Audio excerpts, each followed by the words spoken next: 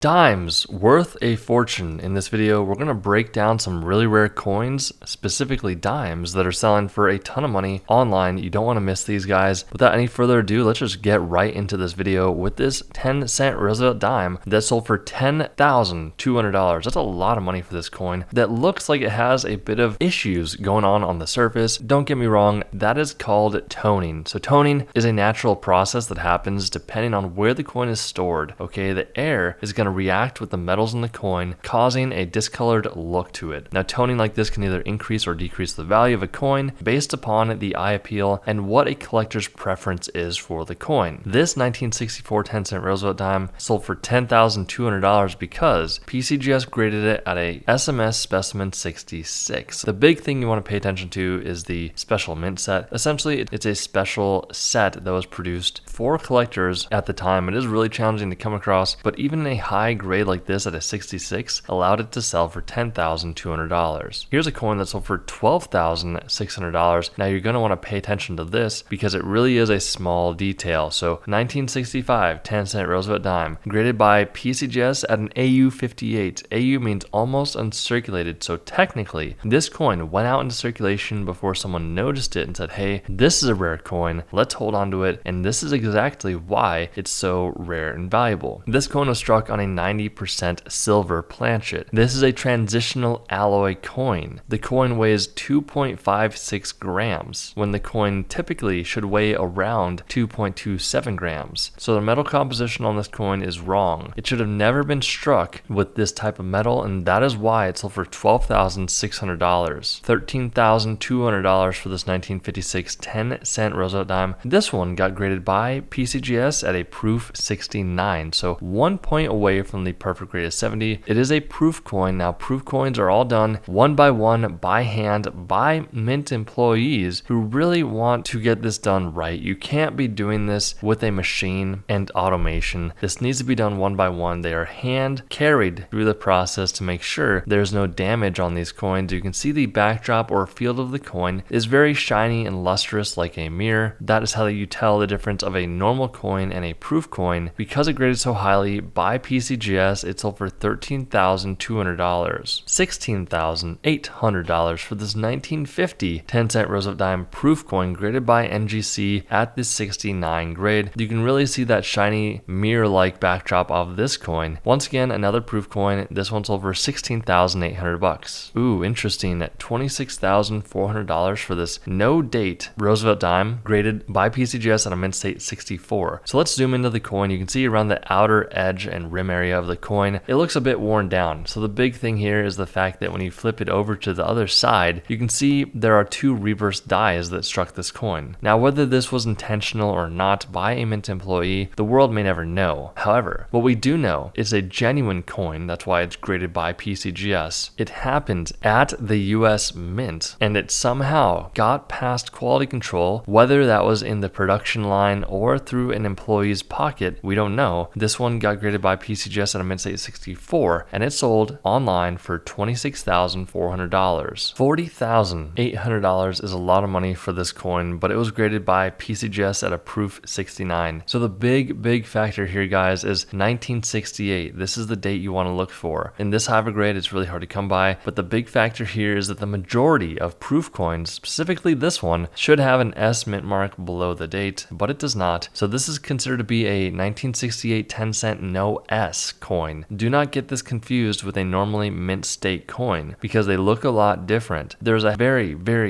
high probability that what you have is a normal 1968 coin. But if it looks ultra shiny like this and it's a proof coin with no S mint mark, it can be worth a ton of money because it's a mint mistake, and that's why it sold for $40,800. Looking at the back of this Roosevelt dime, you can tell that the coloration's wrong. It sold for $114,000. When you flip the coin over to the front, you can tell it's actually a 1-cent coin from 2001, muled with a Roosevelt dime reverse. This PCGS graded coin at a 66 sold for $114,000. Now, if you have a rare coin or paper money, you want to check out our completely free coin and currency ebook down below. There are no strings attached. All you gotta do is click on that link to get your completely free coin and currency ebook. We hope you enjoyed the video, and we'll see you in the next one.